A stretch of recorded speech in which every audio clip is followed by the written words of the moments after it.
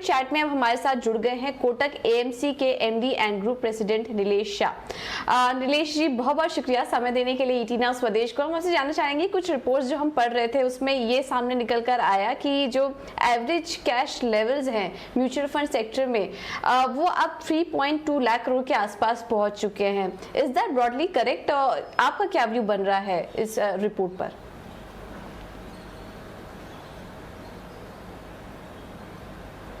ये cash level नहीं count कर सकते हैं, ये एक्सपेक्टेड इनफ्लो टू मार्केट में काउंट कर सकते हैं।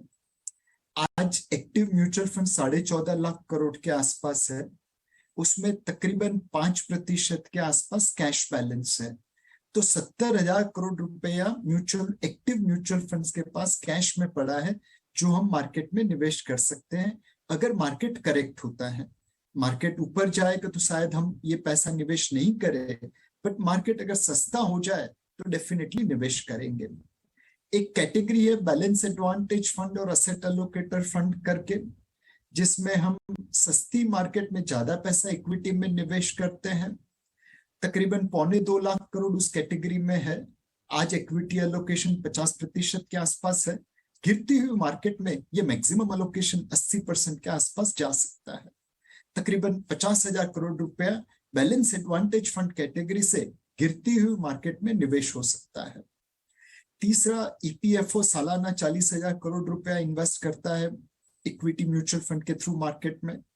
अब उम्मीद है कि ये 15% जो कैप थी वो शायद 25% हो जाए। अगर ऐसा होता है तो आने वाले 12 महीनों में उनकी तरफ से बिटवीन 40,000 से 60,000 करोड़ रुपए का निवेश हो सकता है। और फाइनली हम एसआईपी फ्लो की बात करें, 12-12,500 करोड़ प्रति माह एसआईपी के इनफ्लोज आते हैं। अगर उसमें कोई कैंसिलेशन या सीजर नहीं हुई तो 1.5 लाख करोड़ एसआईपी फ्लो के जरिए मार्केट में निवेश होगा। गिरती हुई मार्केट में, मार्केट जो सस्ती हो रही है, डोमेस्टिक म्यूचुअल फंड मोटा मोटा 3 लाख करोड़ से ज्यादा रुपया लगा सकते हैं, बट ये फॉलिंग मार्केट में पैसा लगेगा, राइजिंग मार्केट में इतना नहीं लगेगा। बिल्कुल। नीलेश जी, अगर कैटेगरी वाइज बात करें, जैसे कि एक्टिव फंड की, नॉन एक्टिव फंड की, डेट फंड की, तो कैटेगरी वाइज अगर देखें तो कौन से फंड्स में इस पर कितना कैश ऑन बुक्स है? एक्टिव फंड्स के अंदर चाहे लार्ज कैप पकड़ो, मिड कैप पकड़ो, स्मॉल कैप पकड़ो, ये सारे मिला के तकरीबन 70,000 करोड़ रुपया कैश उनके पास है। बिल्कुल। एक और चीज़ जानना चाहेंगे नीलेश आपसे, आप ये बात मान रहे हैं कि एलिवेटेड कैश लेवल्स हैं कहीं ना कहीं, क्या ये मार्केट को, बाजार को कुशन देंगे? क्योंकि बोफा मैनेजर्स, फंड मैनेजर का जो सर्वे आया था पीछे, उसमें एलिवेटेड कैश लेवल्स की एक बार बात की थी, लेकिन फिर कुछ कंसर्न्स आए थे कि वो अभी डिप्लॉय कितना कर रहे हैं। अब यहाँ पर जब निफ्टी इंडेक्स आप लाइफ टाइम हाई से 14% नीचे देख रहे हैं, सो ये एलिवेटेड कैश लेवल्स क्या कुशन करेंगे बाजार को? एक्टिव जो म्यूचुअल फंड्स है उसमें कोई ज्यादातर लोग कैश कॉल नहीं लेते, 2 से 8% पैसा रखते हैं कैश बैलेंस में। एंड गिरती हुई मार्केट में, बहुत सस्ती मार्केट है मार्च अप्रैल मई 2020 की तरह, तब वो पैसा मतलब कैश बैलेंस काफी कम हो जाता है। जो एक कैटेगरी है बैलेंस एडवांटेज फंड और एसेट एलोकेटर फंड, वहां पे मार्केट के वैल्यूएशन के अनुरूप इक्विटी एलोकेशन बदलता रहता है।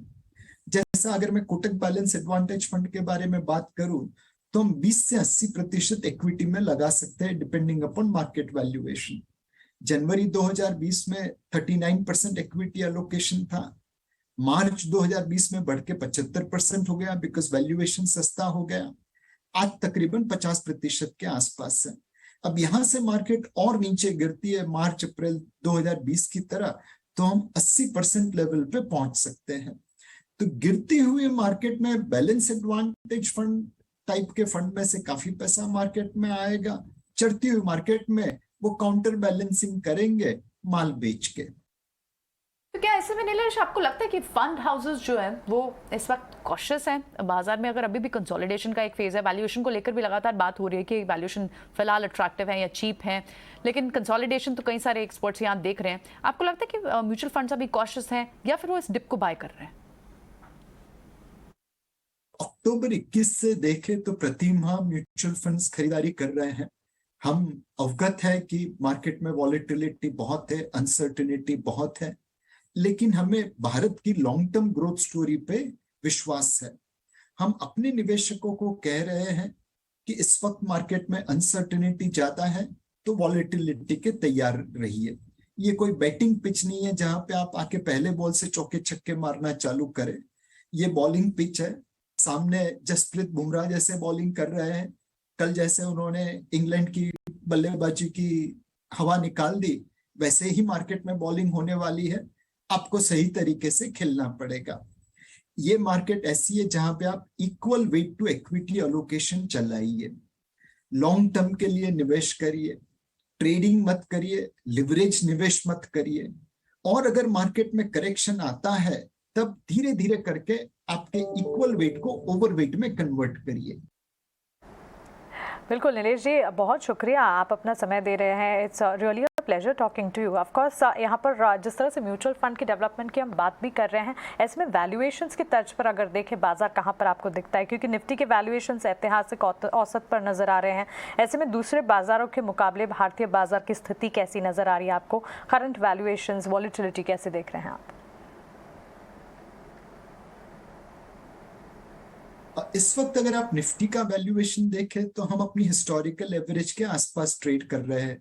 18 के आसपास का फॉरवर्ड पीई है, 2.8 के times forward price to book value है, market cap to GDP ratio 90-95% के आसपास है।